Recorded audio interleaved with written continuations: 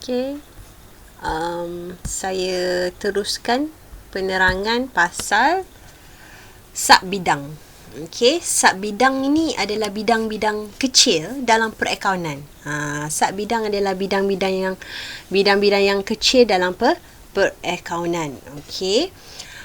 Dia ada bidang percukaian, perakaunan kewangan, perakaunan pengurusan, perauditan. Maknanya sub bidang ni dah bidang lain lah. Okey. Perakaunan keuangan ni macam mana? Okey. Pelajar, bila kita belajar ni, kita boleh menerangkan lah. Murid boleh menerangkan sub bidang perakaunan. Apa dia perakaunan kewangan, apa dia perakaunan pengurusan, apa dia perauditan, apa dia percukaian. Lepas tu menghubung kaitkan fungsi perakaunan keuangan dengan perauditan dan percukaian. Nanti kita belajar. So, sekarang ni saya terangkan sub bidang. Perakaunan keuangan apa dia? Perakaunan keuangan ini ialah menyediakan pelaporan maklumat perakaunan dalam bentuk penyata keuangan. Penyata keuangan digunakan oleh pengguna dalaman dan luaran untuk membuat keputusan. Kita ada perakaunan keuangan ini ialah yang menyediakan pelaporan dalam bentuk penyata keuangan. Clue di situ menyediakan pelaporan dalam bentuk penyata keuangan, itu adalah perakaunan keuangan. Okey, penyata keuangan ni digunakan oleh pengguna dalam. Pengguna dalaman dalam kedai itulah siapa? Pekerja. Kita sendiri yang bekerja dengan perniagaan tu mesti nak tahu. Betul tak? Berapa untung? Orang mampu tak bayar hutang ni kan? So, penyata keuangan tu pengguna dalaman, pemilik perniagaan, pekerja. Okey. Yang luaran ni, pembekal. Pembekal nak tahu. Kita punya penyata kewangan ni dia nak tahu mampu tak bayar hutang dia. Pembekal ni bayar hantar barang tapi mampu tak bayar. Ataupun pihak bank, pengguna luaran, pihak bank nak luluskan loan pinjaman, dia akan minta penyata kewangan. Perakaunan pengurusan macam mana pula? Menyediakan maklumat perakaunan untuk pengguna dalaman sahaja. Kalau perakaunan keuangan tadi tu menyediakan melaporkan penyata keuangan untuk dua-dua, pengguna dalaman dan juga luaran. Perakaunan pengurusan adalah untuk pengguna dalaman. Bos sahaja nak tahu. Okey, pekerja. Skop dia adalah untuk apa dia buat perakaunan pengurusan ni? Untuk merancang, mengawal. Pekerja ramai sangat ni efektif tak? Bagus tak? Mungkin sebab untung kita tahun ni sikit sebab pekerja ramai sangat. Ada yang perlu buat perancangan, duit banyak sangat ni, kena buat pelaburan untuk dapatkan banyak lagi duit. Betul tak? Dan pengurusan pengeluaran, nak menguruskan pengeluaran, kos-kos macam mana, beli kat sini lebih murah ke ataupun beli kat kedai lain lebih murah, itu pengurusan nak buat satu keputusan. Okey, apa dia percukaian? Merancang hal-hal percukaian lah, menyediakan penyata cukai. Bercerita pasal cukai, income tax. Okey. Penasihat cukai, memberi nasihat dalam hal-hal pengurusan percukaian. Nak kurangkan cukai, kena buat macam ni, macam ni. Kalau kita tinggikan kat sini, cukai dia akan jadi macam mana. Itu percukaian punya bidang. Okey. Bidang perauditan ni macam mana pula? Bidang perauditan ini meliputi kerja memeriksa dokumen perniagaan. Dia macam polis lah. Dia macam polis. Dah sedia dah perakaunan, betul ke tidak ni? Siapa yang semak itu? Perauditan yang buat. Juru-juru audit ini memastikan penyata keuangan yang disediakan mematuhi piawaian ataupun garis panduan yang betul. Taklah suka-suka hati. Jadi sebenarnya saya boleh bagi tahu ini adalah ruang ataupun skop untuk kita berkejaya. Mungkin kita boleh gunakan ilmu perakaunan kita di sektor percukaian ataupun perauditan. Kita nak jadi juru audit, nak kerja dekat pejabat cukai boleh, nak kerja bahagian perakaunan kewangan boleh, nak kerja dekat perakaunan pengurusan pun boleh. Okey. Next. Hubung kait. Apa hubung kait fungsi perakaunan kewangan dengan perauditan? Kenapa laporan keuangan ini dia amat diperlukan untuk perauditan? Okey. Glossary ni apa? Orang kata vocabulary lah. Glossary ni. Audit itu apa? Pemeriksaan dan pengesahan kira-kira betul atau tidak. Okey.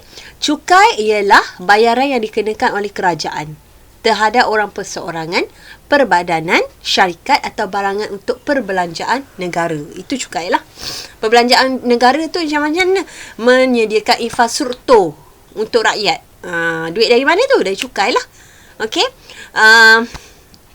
Laporan keuangan ni, perauditan buat macam mana? Perauditan, dia kena pergi, laporan keuangan ni pergi dekat audit dulu. Perauditan dulu. Dia kena check dulu. Juraaudit akan periksa dulu secara menyeluruh. Okey, betul. Laporan audit akan dikeluarkan. Maknanya mengesahkan laporan keuangan ini betul. Okey. Laporan keuangan akan mendapat pendapat wajar tanpa pengecualian. Sangat tepatlah. Dan memang mengikut piawai. Jadi juraaudit kena, laporan keuangan akan pergi kepada juraaudit dulu. Juraaudit periksa. Okey. Lulus. Tepat. Baru boleh pergi kepada pencukaian. Penyata keuangan yang telah diaudit sahaja akan dibuat pentafsiran cukai. Baru boleh dikira. Pendapatan boleh cukai selepas mengambil kira pelepasan cukai yang ditentukan daripada penyata keuangan. Jadi penyata keuangan kita yang disahkan oleh juraaudit itu bukan saja. Cukai akan berpandukan pada laporan keuangan tadi. Boleh terima? Jadi yang accountant buat tadi tu akan disemak oleh juraaudit. Juraaudit akan keluarkan satu laporan audit.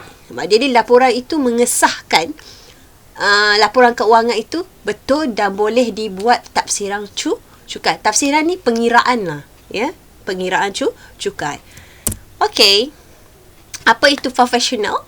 Profesional merujuk kepada seseorang yang memiliki kepakaran dalam bidang sesuatu dalam bidang tertentu dan menunjukkan komitmen dan minat mendalam terhadap kerjanya.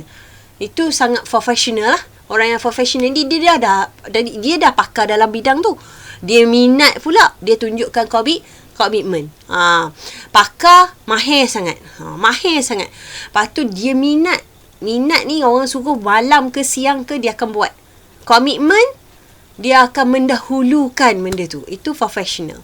Accountant merupakan golongan profesional dalam masyarakat kerana accountant memiliki kemahiran yang khusus dalam buat apa? Mengurus kewangan perniagaan, membuat pelaporan, memberi pandangan dan meningkatkan prestasi. Maksud dia, accountant ni dia bukan sekadar mengira sahaja, tapi dia beri pandangan. Dia bukan sangat mengira, tapi dia buat pelaporan dan juga bagi pandangan untuk meningkatkan prestasi perniagaan. Okey. Profession perakaunan yang ada. Inilah dia. Profession dalam perakaunan sangat luas. Dia jadi accountant, juraaudit, pengurus dana. Dalam sebuah organisasi, accountant boleh berfungsi sebagai pemimpin kerana accountant mempunyai kepakaran dan skop tugas. Dia boleh jadi pemimpin sebab accountant ni dia dia yang tahu untung atau rugi. Jadi kalau dia dah kira-kira, rugi ni. Okey, rugi kita akan lancarkan promosi. Itu accountant. Jadi dia boleh jadi pemimpin ataupun guidance, kan? Dia boleh guide dah. Okey, kita tak boleh buat macam ni. Salah, nanti melibatkan kos yang tinggi. Accountant akan buat benda macam tu. Perancangan pengurusan strategik. Sebab tu dia boleh jadi pemimpin. Okey? Next, ciri-ciri accountant. Ciri-ciri accountant, dia mesti accountability, integrity, credibility. Accountability ni macam mana? Accountability ni, dia sangat, bukan setakat jujur. Kalau saya bagi, dia jujur, okey, dia sangat jujur dalam perhubungan dengan pihak luar, dengan pihak bank ke apa ke. Dia tak boleh menyembunyikan apa-apa maklumat. Dia mesti bagi tahu hal yang sebenar. Okey? Itu adalah integrity. Integrity dia kena jujur. Okey? Dia kena jujur. Jujur dengan hubungan dengan pihak luar, itu integrity. Dia kena jujur. Dia tak boleh menipu. Dia tak boleh melindungi mana-mana maklumat. Okey? Credibility, keupayaan. Credibility, keupayaan menyampaikan maklumat tu secara adil dan objektif. Dia adil. Katakanlah kita tahu untung sikit, tapi bos nak beli benda yang mahal, dia terpaksa bagi tahu. Tak boleh bos,